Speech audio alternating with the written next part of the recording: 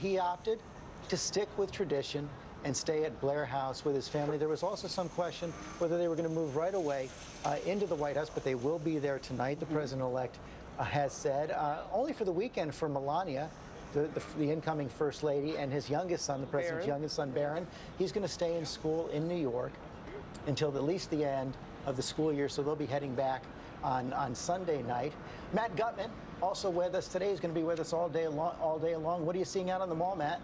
George, the floodgates have opened. People are starting to flood through. We've been here for about a couple of hours already, but now we are really starting to see people in large numbers come in here. You know, everybody's mentioned it this morning. Security was extraordinarily tight. Just to give you a sense of how tight, we waited outside a checkpoint for 2 hours for folks to get things in order, to go through the magnetometers. Then we had 2 other checkpoints to go through just to get here. We walked about a mile. So that's what people have to do to get through here. There have been some threats of protesters. Disrupt J20 has said that they're going to send people to lay down in front of the checkpoints to slow the process down as much as possible. We haven't really seen much evidence of that, although we did see pretty significant protests last night outside the deplorable, people pelting attendees with whatever they could, getting into fisticuffs with police officers. Finally, they were pepper sprayed and the crowd dispersed. But hundreds and hundreds of thousands are expected to fill this area, and now they're filling in, rushing to get better spots as close as they can to the podium for this big day, George. Okay, we are keeping an eye on Blair House right there. There's been some more movement. You see some photographers coming out, some staffers with some packages. No sign yet of the president-elect or the rest of his family just yet. We're going to keep an eye on there, but I do want to bring in Pierre Thomas as well. We just heard Matt Gutman talking about the protesters. Tell us a little bit more about the kind of security in place this morning. Again, George, 28,000 law enforcement and military personnel all over the city. There's undercover officers working the crowds. So far from the sources here, there have been some minor skirmishes, protesters trying to disrupt the checkpoints, but they've been moved along pretty quickly by police. Law enforcement has tried to prepare for every type of scenario. They're hoping that everything will be peaceful, but George, they say they have to be prepared for all scenarios. So you're going to see a lot of helicopters in the sky overlooking the crowds, relaying information back to command centers. So it's all about situational awareness. So far, so good, George. And as far as we know, no specific threat of an attack today, although remember from 8 years ago, there was real concern with President Obama's first inauguration. Oh, absolutely. This has a different feel, but I can tell you what recently happened in Germany and France in terms of the truck attacks involving large crowds, that's very much on the minds of law enforcement officials when I spoke to them earlier this week. Also, there's always the potential for lone wolves, and there we see him now. President-elect Donald Trump and the First Lady, Melania, heading out of Blair House for that trip to St. John's.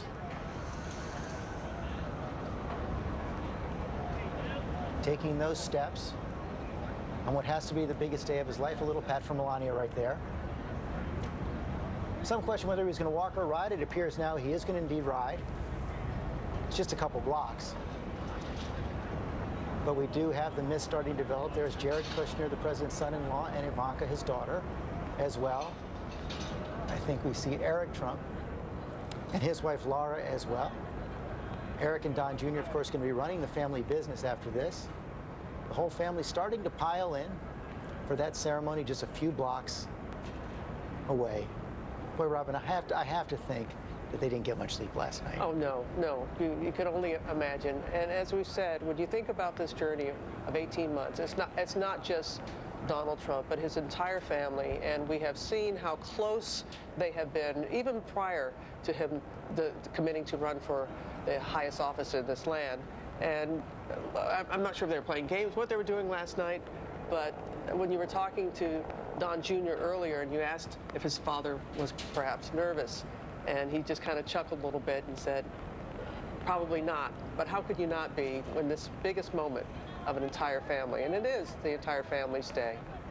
We saw Kellyanne Conway come out of Blair House as well. John Carl joining us as well today, and it's all becoming so real right now, John.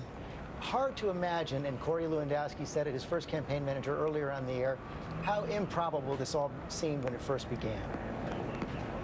I'm not sure that Donald Trump really even thought he was going to win. What he has said, what he's told you, is that when fireworks that were planned for Hillary Clinton's election night speech were canceled a few days before the election, that's when he thought he was going to win. But I think that during the course of the campaign, even Donald Trump saw his the idea that he would ultimately win this thing as something incredibly improbable. But now I am standing above the platform where he will take the oath of office. And George, just incredible to see. You see where he's going to be sitting.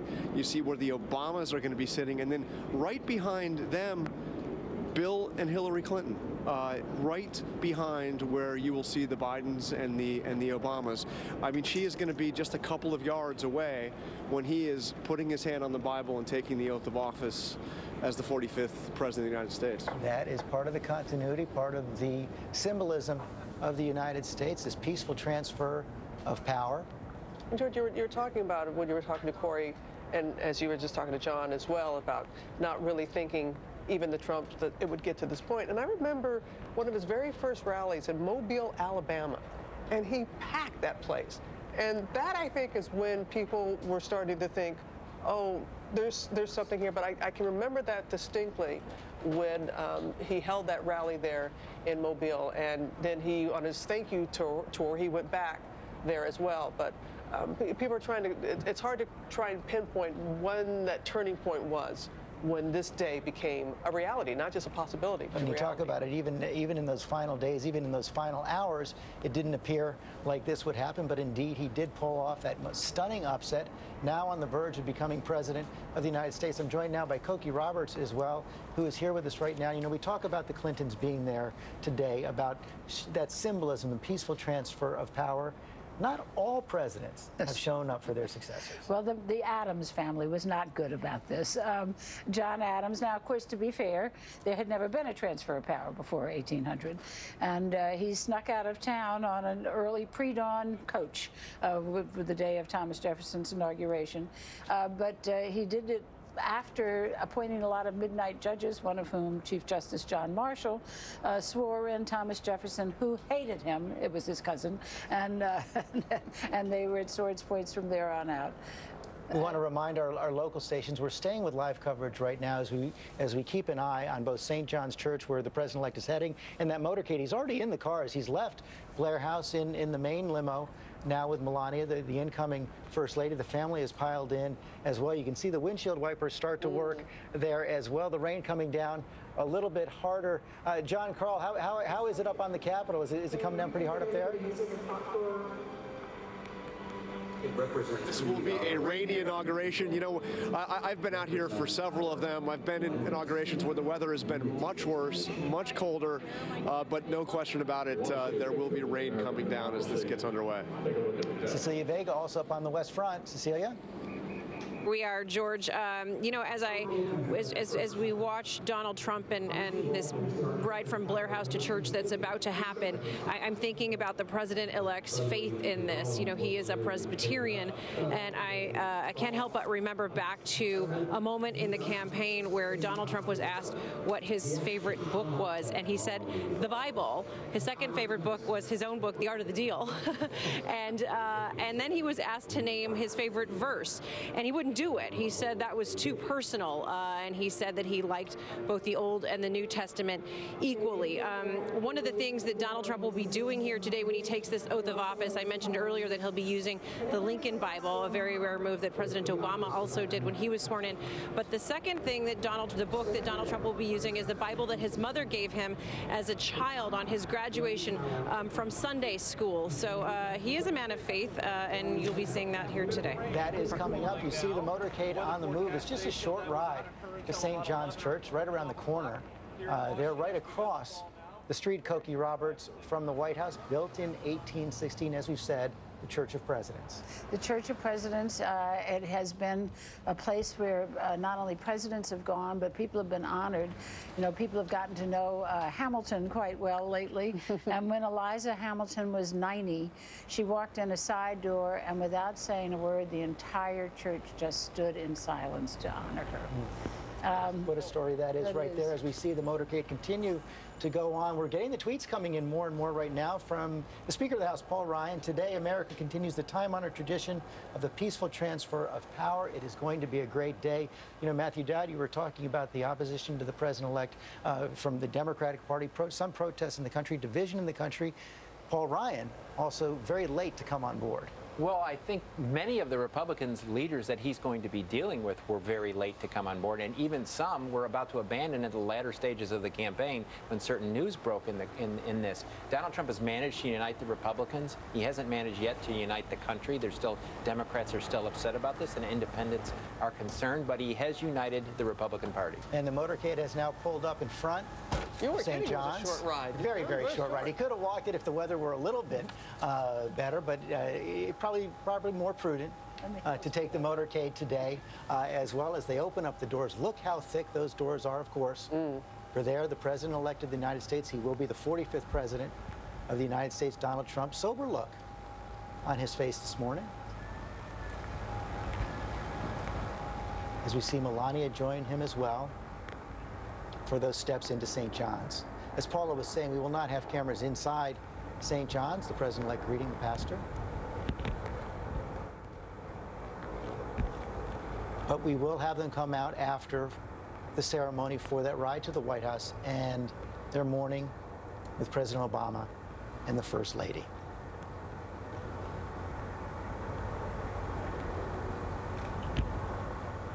The family will follow on behind as well. And Paula Ferris, as you were talking about, as we see Ivanka and Jared Kushner go in, the rest of the family. Yes. The president putting his own stamp on this ceremony today.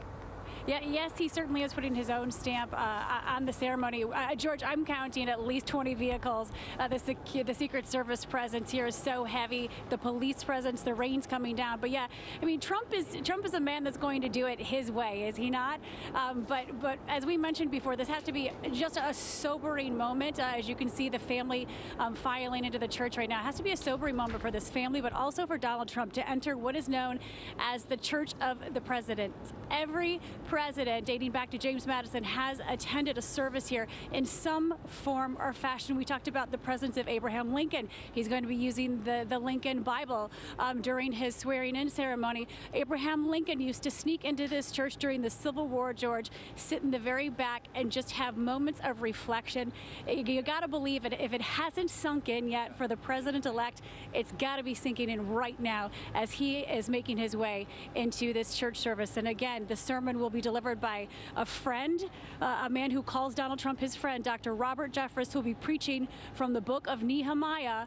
Nehemiah was called by God to build a wall, and this particular pastor says he sees a lot of parallels between Nehemiah and Trump. And Matthew Dowd, that is going to be part of the balancing act for the president-elect today, to stick with the themes that got him in to the White House, but also reach out beyond to the rest of the country, the rest of the world. Yeah, he's got a tremendous balancing act in many different ways. He's got a balancing act in Congress. He's got a balancing act in the country. One thing I'm struck by as they enter the church is how much faith has played such an important part in presidents and what they do. And they're faced with tremendous struggles, tremendous pressures, and they often feel very alone and unsupported in this, and their relationship with God or their higher power or their faith is one of the few things that we've seen over the last 200 years that centers them in these times of crisis. You remember Obama had a passage from Scripture sent to him every day, and he would reflect on it as the day began. And it is just something that it's so hard, this job, that to have that reassurance and that sense of a connection is tremendously important. So many previous presidents have called on Billy Graham for guidance as well. Franklin Graham, Billy Graham's son, a close supporter of President-elect Trump. He is attending today as well. And John Carl, one of the surprising things is we see everybody bundled up in those rain ponchos right now. One of the things that surprised so many people is the kind of support that President-elect Trump garnered from the evangelical community. He was about as improbable an evangelical candidate as you could imagine, George. Somebody with 3 marriages, somebody who had been all over the New York tabloids with his affairs, somebody not known as a particularly religious person. But let me tell you, He talked about the evangelical vote from the start of his campaign, and he won evangelical support. Jerry Falwell's son at Liberty University was another one of his big supporters. He nearly won the Iowa caucuses and then went on to win in states like South Carolina with huge majorities of evangelicals, despite the fact that there were far more traditional social conservative candidates like Ted Cruz that had been, campaigning for months basically as the candidate of evangelicals, but it turned out that that person ultimately was Donald Trump. Donald Trump, and that's who we have just seen go into St. John's Church with his family. The mall is continuing to fill. That's where they will ultimately go, and he will take the oath of office there in front of countless people. We will continue our coverage, our live coverage of this very special day, Inauguration Day, here in the United States of America. Come on.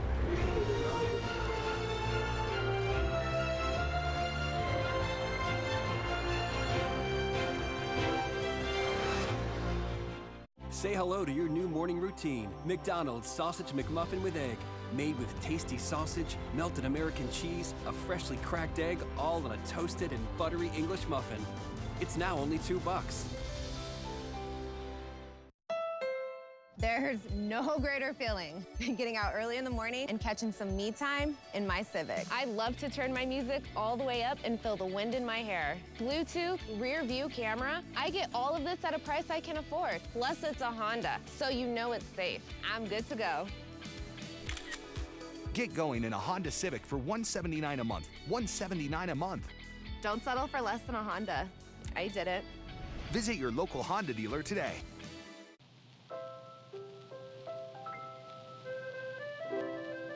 I met him in Paris. I had a feeling in Rome. He kissed me in Lisbon. And we fell in love in Prague. That was just our first day in St. Louis. It's all within reach at ExploreSt. Louis.com. 97.1 Wash FM. Washington's variety of the 80s, 90s, and today. Start your workday commercial-free at 8 o'clock. 97.1 Wash FM. You could win a trip to Melbourne, plus tickets to the 2018 Australian Open.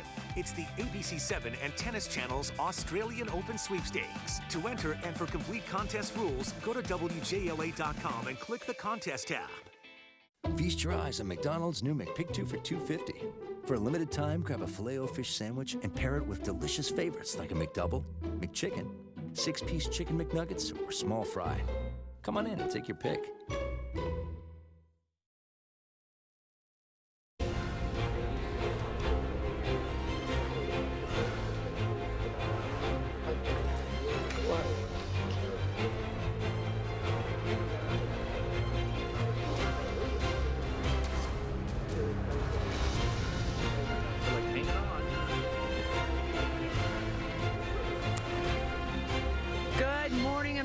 Joining me now is style guru Joe Z, creative director of Yahoo Style Video. Yes. We just got our first glimpse of Melania Trump, First Lady Melania Trump almost, looking resplendent in Ralph Lauren. Tell us your thoughts. Well, I mean, I have to say, this is a very interesting inauguration because for the first time with any First Lady, this particular time, designers are very divided.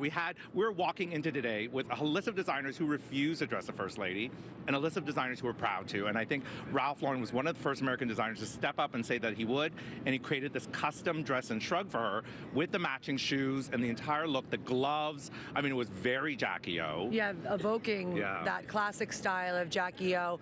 Do you feel that choosing Ralph Lauren, an American designer, was the right choice? Did she need to do that? Talk to me about I mean, I think we walked into today with a lot of speculation of different designers she would wear, and Ralph Lauren was definitely at the top of the list, but there were also several European designers, and I think it would have been a big mistake for her to appear for the first time at the inauguration in a non-American designer, and I think to wear one of the biggest ones in this country was a really big coup. Yeah, well, she's started off quite beautifully. We're going to talk to you more as the day goes on about her coat and, of course, the gowns for all of the balls, but right now we're going to get back to George. much. Okay, we'll see how many changes she has today. Thank you guys for that. We're going to take another quick break. We'll be right back.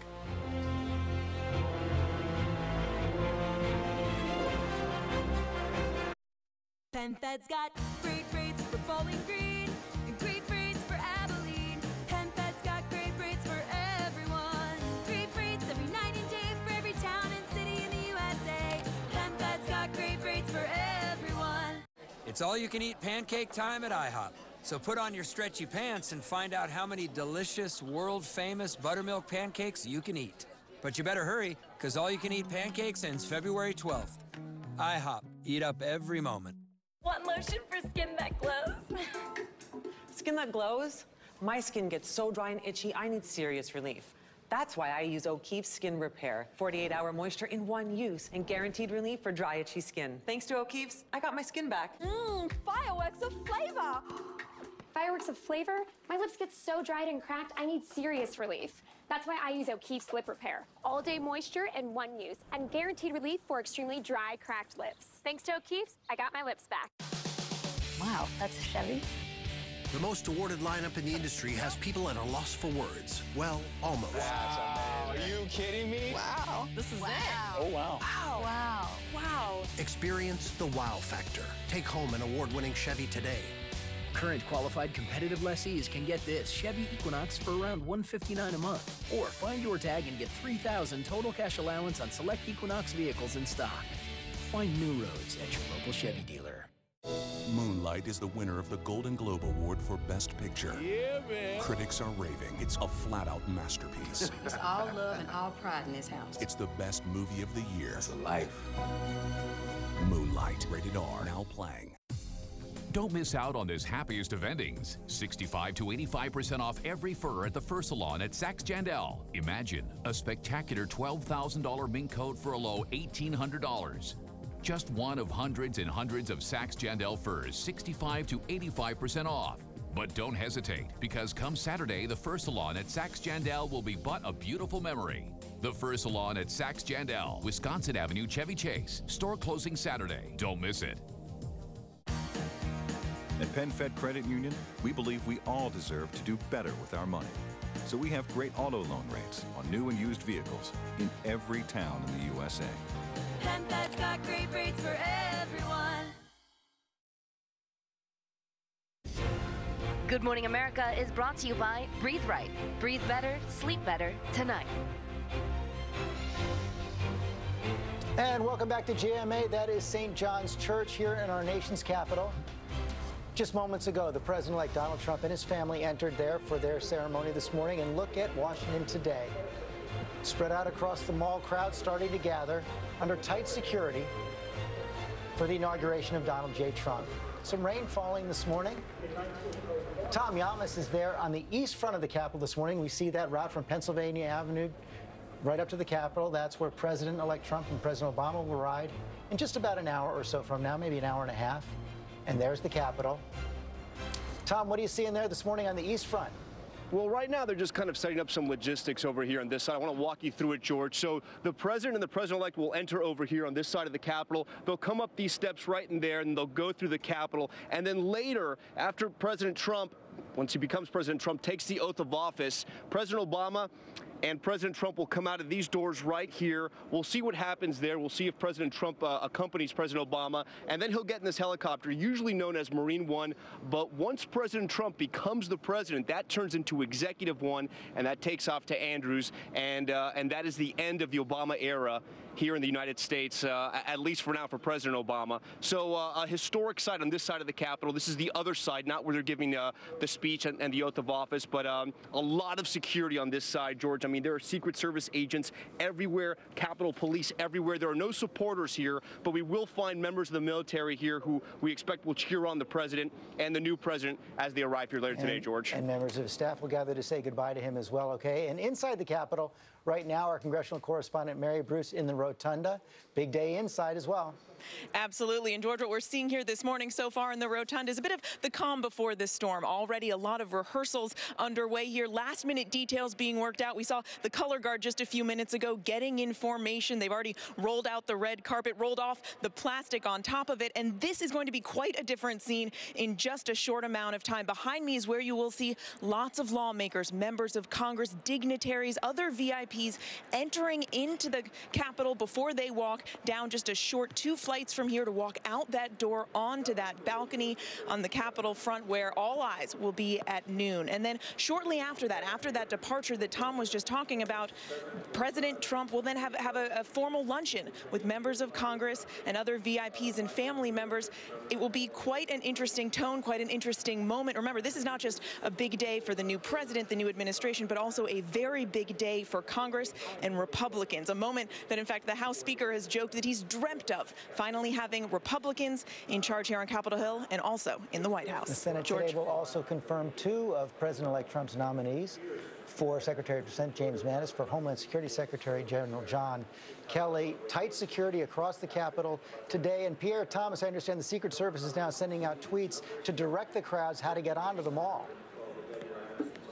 They have seen a few disruptions, as I said earlier, George, where protesters have tried to block some of the entry points, but they're moving those protesters pretty easily. So they're directing the crowds to the easiest locations to get in.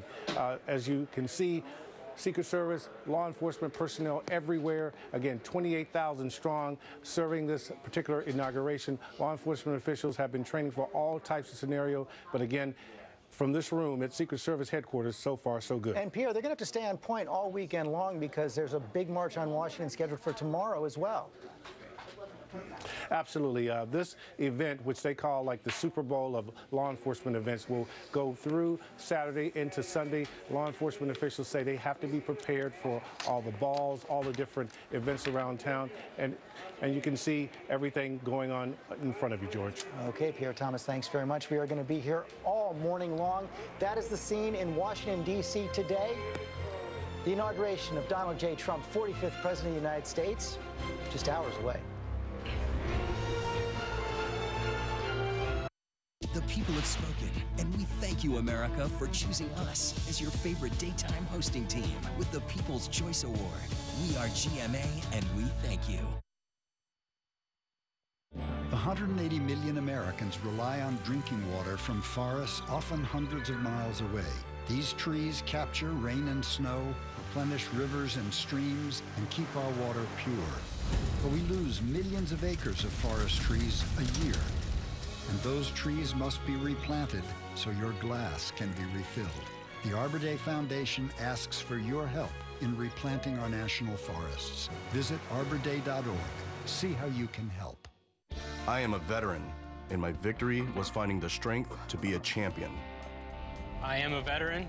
My victory is having a job I can be proud of. America's veterans are on their most important tour, the tour of their lives. My victory was finishing my education. Mine is proving a disability is not a limitation. At DAV, we're on a mission to help veterans get the benefits they've earned. My victory is having my new battle buddy. As veterans face their challenges, DAV is there to help for victories great and small. I'm a veteran, and my victory is getting the help I needed to put my life back together. DAV offers veterans of all generations a lifetime of support. I'm a veteran. My victory is being there for my family. When America's veterans win, we all win. Help us support more victories for veterans. Go to DAV.org. If we're going to say no to lupus, we need to know lupus. Lupus almost took my life. No. No. No. No. No. No. No lupus. No lupus. Because there is something we can do. Each of us. All of us. There is hope. We just have to get involved. I haven't given up. I challenge you to know lupus. Go to lupus.org.